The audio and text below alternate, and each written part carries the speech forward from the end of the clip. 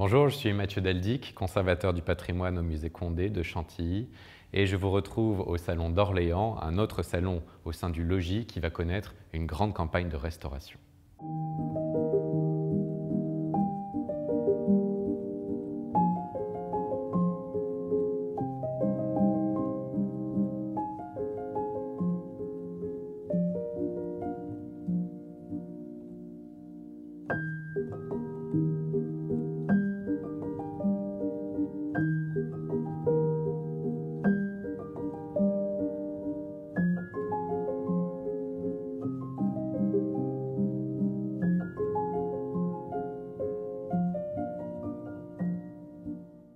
Alors, nous sommes ici au sein du Salon d'Orléans,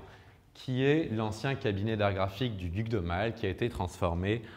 au cours des décennies au XXe siècle en salle de porcelaine de Chantilly. C'est une production très importante au XVIIIe siècle, patronnée par les princes de Condé. Et ici sont réunies des pièces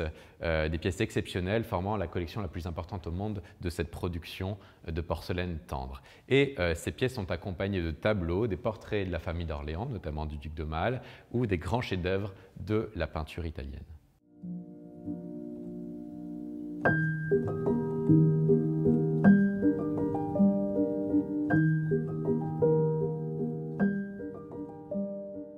Alors j'ai entre les mains un rafraîchissoir en porcelaine de Chantilly. Comment reconnaît-on la porcelaine de Chantilly? Grâce à cette marque, le corps de chasse, qui est la marque de Chantilly, et puis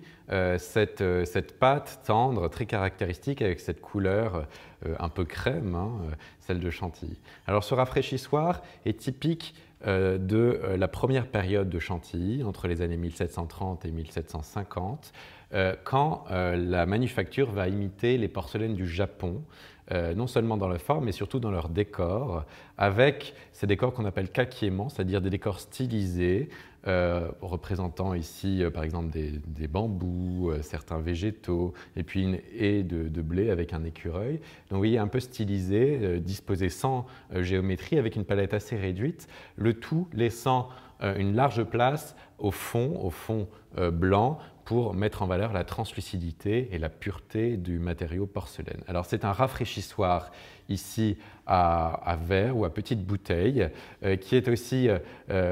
un peu intéressant grâce à ces prises aux deux poignées sur les côtés en forme de gueule de chien ouverte,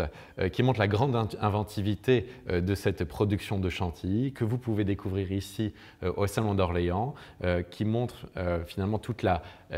variété et la chronologie de cette production de Chantilly depuis les années 1725-1730 avec la période kakiémon jusqu'à la fin du siècle, quand la manufacture va produire des pièces plutôt en blanc, en bleu